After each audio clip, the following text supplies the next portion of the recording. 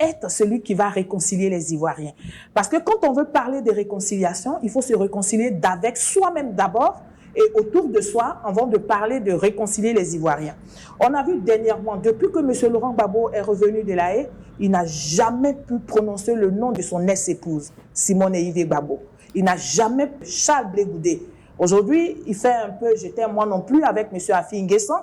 On va essayer de voir jusqu'à où ça va. Alors, M. Laurent Gbagbo ne fait pas un discours de rassemblement des Ivoiriens, parce qu'il n'en a pas la capacité. Ça, c'est ce que je voulais dire ici à mon cher aîné, monsieur. Le discours de M. Laurent Gbagbo à Port-Boué, moi, je vais l'analyser sous deux formes. La première forme, c'est donc sous la forme, pardon. Et puis, je vais expliquer ici aux Ivoiriens que M. Laurent Gbagbo, vous avez su que M. Laurent Gbagbo, c'est un grand mobilisateur. Mais ce qu'on a vu à Port-Boué, M. Laurent Gbagbo n'a pas drainé de monde. Mais pourquoi M. Laurent Gbagbo n'a pas drainé de monde? Ça, on va y revenir dans, n'est-ce pas, dans le fond.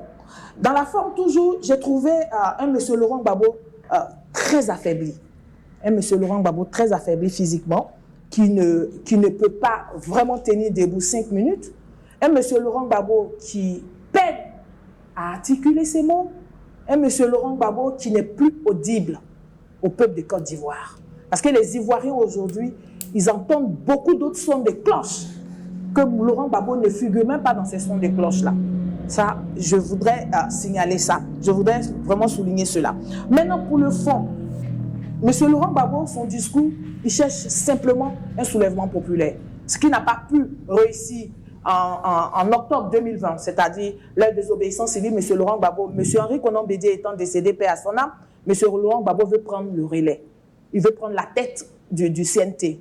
Parce que ce qu'il fait, son discours qu'il fait, c'est emmener le peuple de Côte d'Ivoire à se soulever, à se rebeller contre, n'est-ce pas, le gouvernement. Et ça, nous devons dénoncer cela. Le discours de M. Laurent Gbagbo, ce n'est pas un discours, parce qu'un ex-président ne peut pas s'adresser à ceux qui le suivent en disant « on va se battre ». C'est-à-dire qu'il a conjugué le verbe se battre à tous les temps. Je vais me battre, je me battrai, on va se battre, nous allons tous nous battre. J'ai retenu 14 fois battre, se battre. Mais M. Laurent Gbagbo se bat comment? Les Ivoiriens ont bien envie de savoir comment il va se battre pendant qu'il n'a pas son nom sur la liste électorale. M. Laurent Gbagbo ne s'est pas battu pour avoir ce dialogue-là. C'est-à-dire qu'il n'a pas mené des démarches pour que son aîné, le président, son excellence Alassane Ouattara, qu'il a appelé devant tout le monde le président, mon aîné, et l'autre, il a dit c'est mon cadet, c'est le Benjamin. Il n'a pas pu avoir un discours franc avec le président pour que les choses aillent mieux. Aujourd'hui, M. Laurent Gbagbo, la population, sauf que la population ivoirienne aujourd'hui est passée à autre chose. Et donc, du coup, il peine vraiment à mobiliser. Raison pour laquelle il fait appel à l'AES. Il s'essaie un peu de soi-disant combat panafricain pour pouvoir séduire les pays de l'AES. Et donc, ici, nous devons remarquer que Laurent Gbagbo a été toujours l'initiateur des troubles en Côte d'Ivoire. Bien. Merci. Alors, Marcelin Niawa, Laurent Gbagbo a dit en substance, je cite, « Je me battrai pour mon honneur, pour mon nom, pour mon pays. Je ne laisserai pas cette injustice passer sans réponse. » Et plus loin, il a dit, « Attention, vous êtes en train d'aller trop loin. » Comment vous réagissez face à ces propos? Oui, merci. Mais d'abord, je vais réagir à des propos. Je tiens à préciser que vous avez 3 minutes. Oui, j'ai 3 minutes.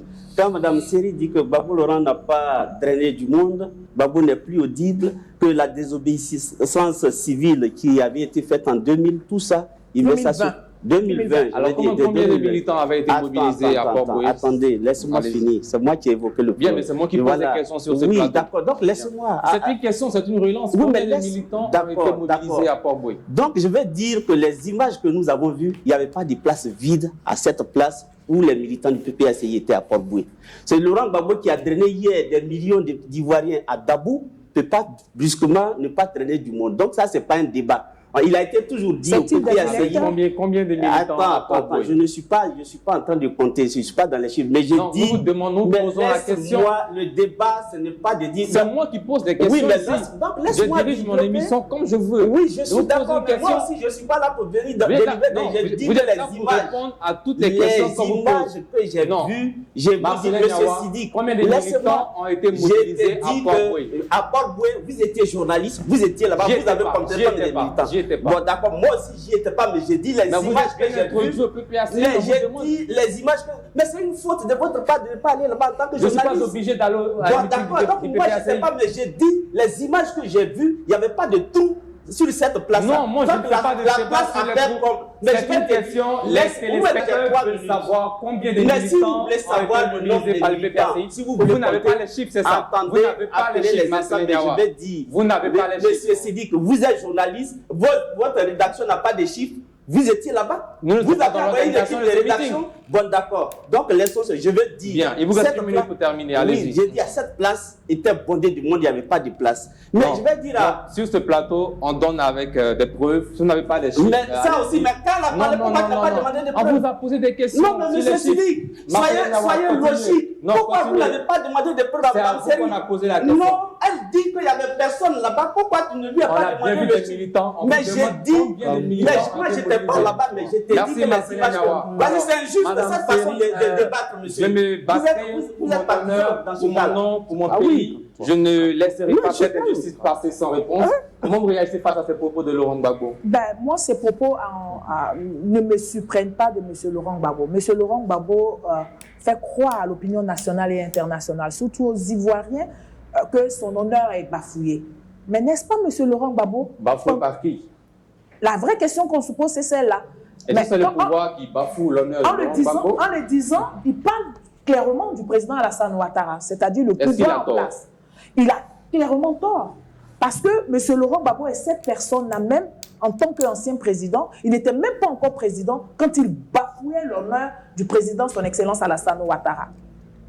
Il est celui-là qui, partout où il passait, qui n'avait pas de preuves et qui disait à tout le monde, qui veut l'entendre, que son Excellence Alassane Ouattara n'était pas ivoirien. Avait-il le droit de le faire? En le faisant, ce n'était pas bafouer la dignité et l'honneur du président Alassane Ouattara. Ça, c'est une question à laquelle j'aimerais que tous les Ivoiriens répondent. Quand ils vont nous écouter, dans les écrits, ils vont réagir. Alors, ça, c'est la première question. La deuxième question, l'honneur du président Alassane Ouattara a été bafoué quand il a vu la dépouille de sa mère traîner à des kilomètres par le camp de M. Laurent Gbagbo. Et ces personnes qui ont fait ça n'ont jamais été punies. On ne sait même pas qui a fait ça. M. Laurent Gbagbo étant président de la Côte d'Ivoire, il n'a pas mené des enquêtes. Il n'est pas allé plus loin. Ça, c'est bafouer l'honneur de son Excellence Alassane Ouattara. Mais aujourd'hui, nous sommes là. M. Laurent Gbagbo, quand il disait dans ce pays, jamais son Excellence Alassane Ouattara ne va être candidat à aucune élection en Côte d'Ivoire. Résultat des courses. Ça fait 15 ans que le président Alassane Ouattara, bientôt, est à la tête de la Côte d'Ivoire. Donc, M. Laurent Gbagbo n'a pas d'honneur plus qu'un autre Ivoirien. Voilà. Bien. Docteur Daouda Ouattara, est-ce que pour vous, le discours de Laurent Gbagbo à Port-Boué reflète une stratégie de rassemblement ou de division? Alors, dans un premier temps, c'est un discours de non-retour, en fait. C'est un discours de rupture. Alors, pas un discours de rassemblement dans un premier temps.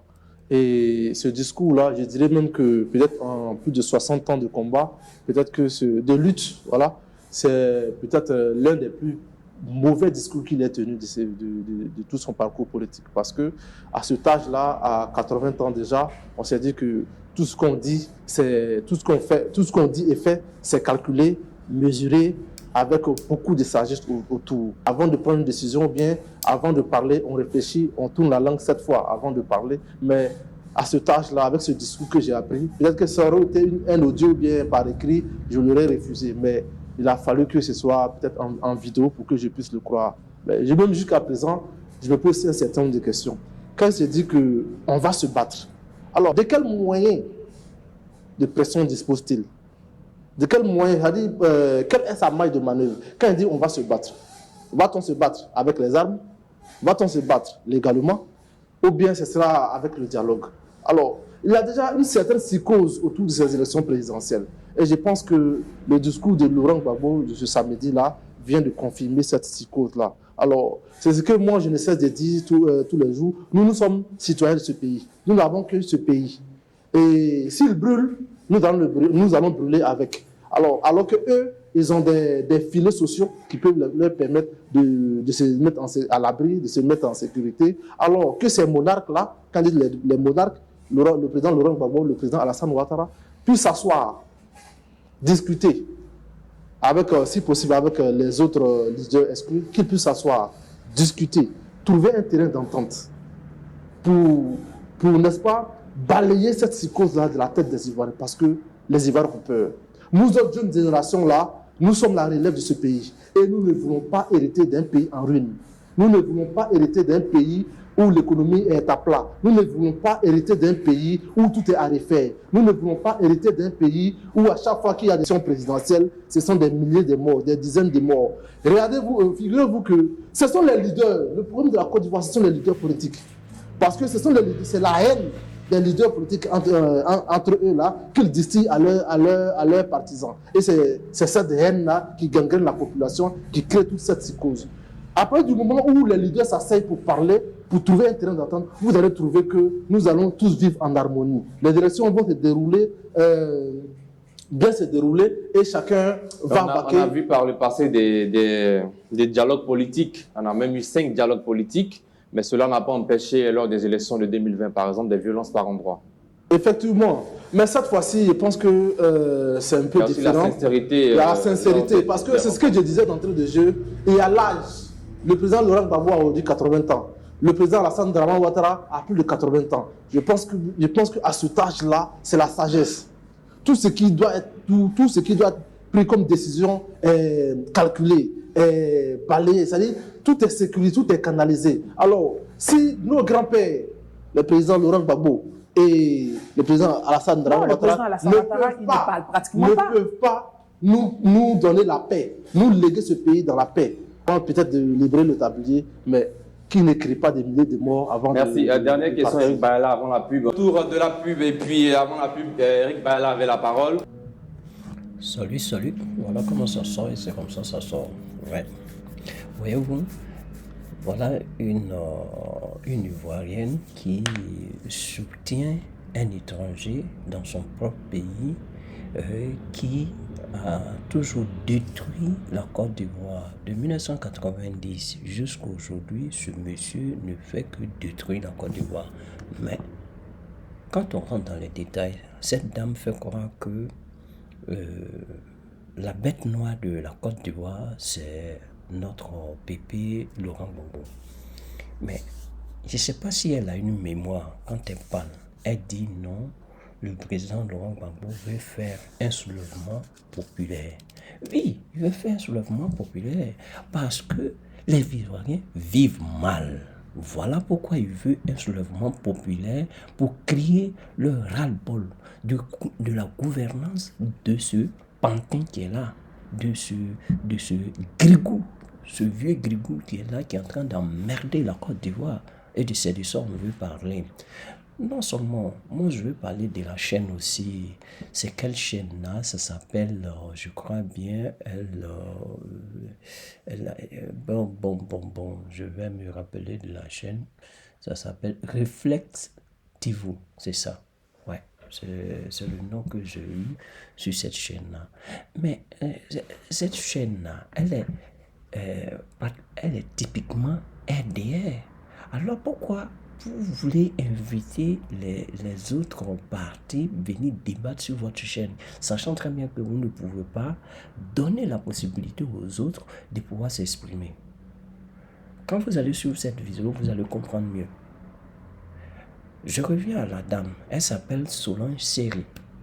Cette bonne dame, bien jolie, mais qui n'a pas de cervelle, qui ne réfléchit pas, qui n'arrive pas à comprendre que le combat que le président Laurent Gbagbo veut en train de mener est un combat noble, ça c'est un, mais c'est un combat panafricaniste. Alors, on ne peut pas se mettre sur un plateau et dénoncer ce combat-là.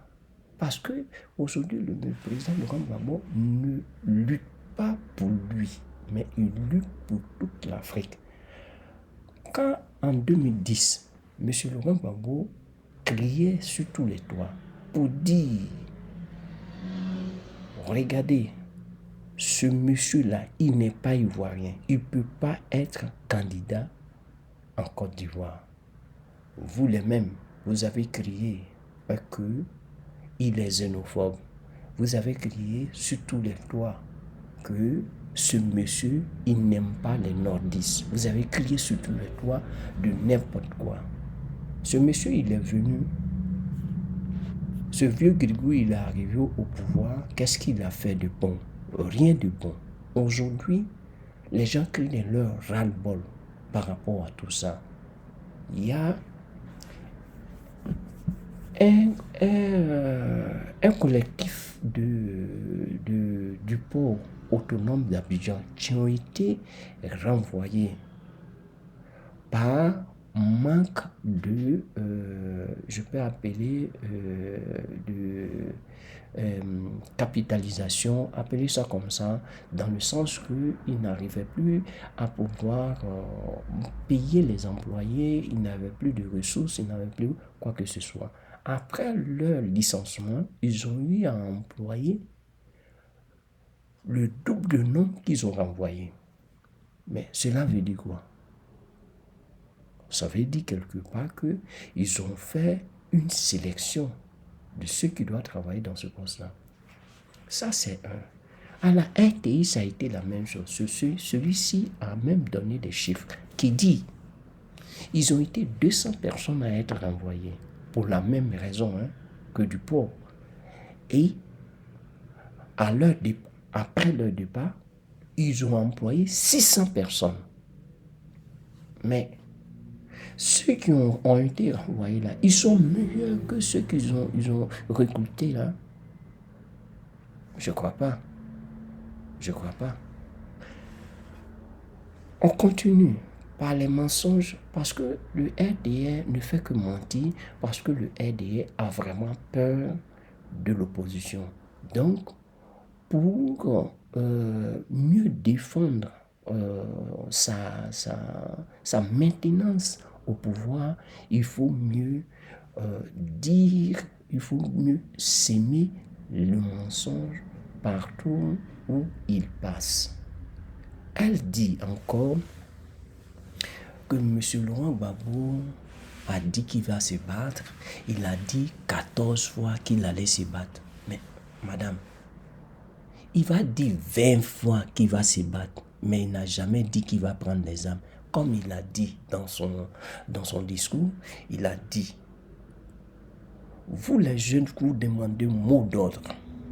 Le mot d'ordre, c'est un mot d'ordre de combat. Mais c'est pas un combat comme ça c'est pas un combat comme ça. C'est pas un combat que vous croyez. C'est pas le combat que vous pensez. Et que moi, Laurent Gbagbo, depuis 18 ans, j'ai commencé à me battre. Il a dit, depuis 18 ans, il a commencé à se battre. Mais jamais il a pris les armes. Dans son allocution, dans son discours, vous n'allez jamais entendre qu'il a pris les armes. Il s'est présenté devant, il a combattu M. Félix Houphouët-Boigny. Il n'a jamais pris d'armes. Il a même combattu Bédi, M. Henri Konan Bédié. Il a combattu Henri Konan Bédié, mais il n'a jamais pris les armes. Et voilà. Vous êtes venu au pouvoir par les armes. Quand M. Laurent Gbagbo dit « je vais me battre pour mon honneur », il n'a jamais dit « il va prendre les armes ». Et quand il dit « je vais me battre pour mon honneur », là, il dit « il va utiliser tous les moyens légaux. » Tous les moyens légaux, que ce soit par la justice, que ce soit par les marches, on dit bien les marches, que ce soit par l'interpellation de la communauté internationale, ou bien que ce soit lui ou moi, ou bien pas lui ou moi même, quand c'est ça la CEDEAO, que ce soit, il va utiliser tous les moyens pour pouvoir la parole m'échappe, pour pouvoir nettoyer, pour pouvoir comment on appelle ça, sauver son honneur. Voilà, il va pouvoir sauver son honneur. Et aussi pour la Côte d'Ivoire, il n'a jamais mis en retrait la vie de la Côte d'Ivoire. Il a toujours mis dedans. Donc, madame, Si vous êtes là seulement pour remplir votre ventre, pour grossir encore, cherchez à maigrir un peu parce que là, vous êtes en train d'aller droit dans le mur. Ok. Elle dit encore, je crois bien, elle a parlé de s'aimer le trouble en Côte d'Ivoire, s'aimer le trouble en Côte d'Ivoire. Et incitation, ouais. Incitation au trouble en Côte d'Ivoire. Oui, mais écoutez, madame, quand vous parlez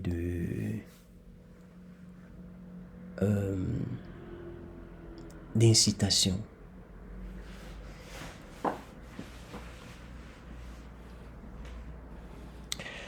vous savez, quand vous parlez d'incitation, vous parlez de troubles, les troubles en Côte d'Ivoire, je pense bien que si M. Laurent Gbagbo devait s'aimer la zizanie en Côte d'Ivoire, il aurait pu commencer depuis fort longtemps. Depuis fort longtemps, quand il est sorti de la CPI, quand il est arrivé. Quand il est arrivé, qu'est-ce qu'il a fait? Il est allé saluer M. Laurent, moi je l'appelle monsieur, bon, laissez-le, c'est son cadeau d'aujourd'hui. Sinon Alassane Ouattara, ce vieux grigou, parce que c'est son nom qu'il doit avoir quand il allait le saluer. Est-ce que ce monsieur, se déplaçant, allait chez lui de saluer, sachant très bien que c'est lui qui l'a envoyé à la CPI pour un rien, alors, de quel trouble toi tu parles? Quand lui, il est là, il voit bien... Ah non. Ok, c'est ça.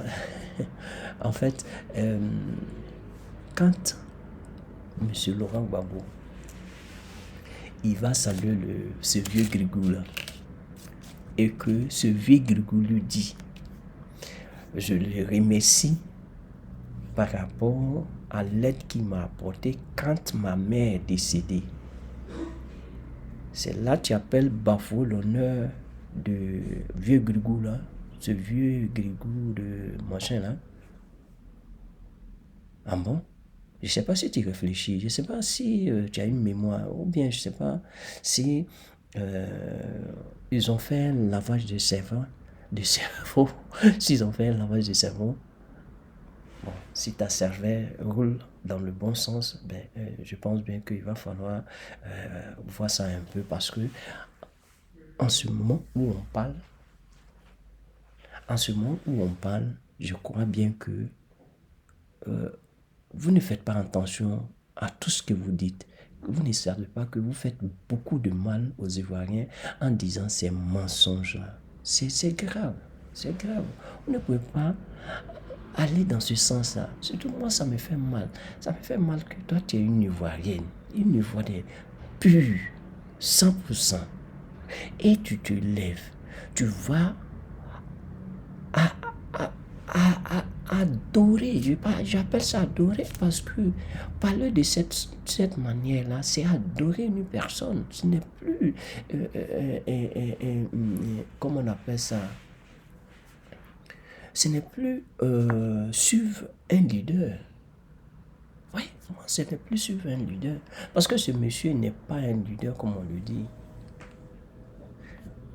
Il y a encore, je voulais m'accentuer sur cette chaîne de télé qui s'appelle Reflex TV, qui n'arrive pas à donner la parole aux journalistes, aux débatteurs.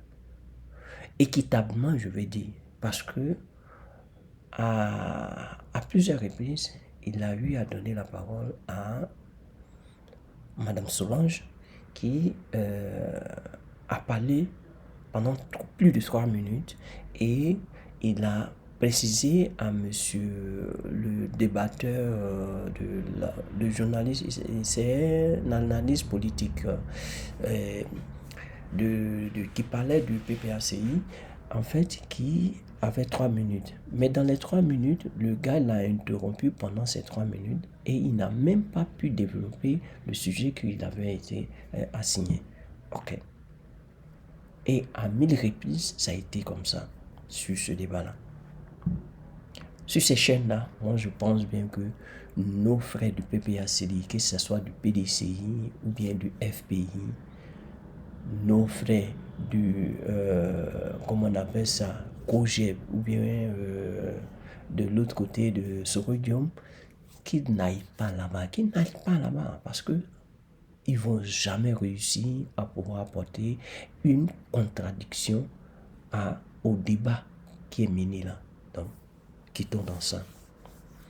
Elle a dit plein de sottises. Hein. Elle dit encore, Monsieur Laurent Gbagbo n'arrive pas à pouvoir grainer de militants, surtout de la population, afin de pouvoir avoir plus de considération. Bon, moi j'appelle considération parce que quand tu graines la population, c'est-à-dire que tu arrives à être plus au centre du débat.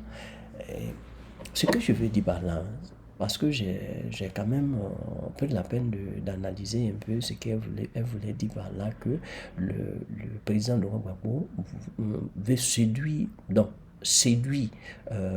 l'AES afin de pouvoir, comment on appelle ça, elle a dit pouvoir tromper la vigilance de l'AES et ensuite à la population ivoirienne pour qu'on puisse le suivre et on puisse quand même lui donner une crédibilité. Mais madame, si je veux voir par rapport à Tradi, moi je crois que tu n'as rien compris. Parce que si tu vas demander à l'AES, eux vont te dire, c'est par rapport à ce monsieur qu'on a pris conscience. C'est par rapport à lui qu'on a commencé à comprendre beaucoup de choses. Parce qu'au début, on leur a menti. Monsieur Ibrahim Traoré a dit,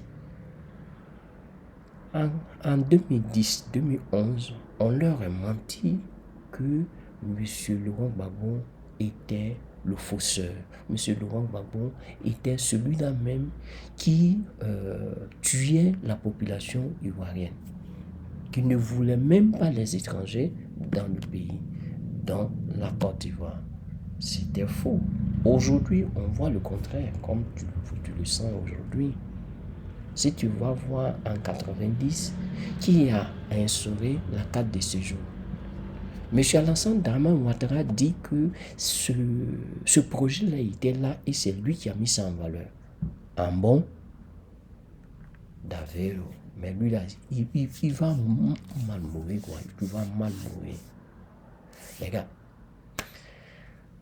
je ne vais pas trop m'attarder dessus parce que c'est les mêmes choses qu'on dit, on répète, on redit, sur plusieurs formes. Et c'est les mêmes mensonges. Parce qu'ils vont venir, un fait, ils vont le transformer à leur avantage.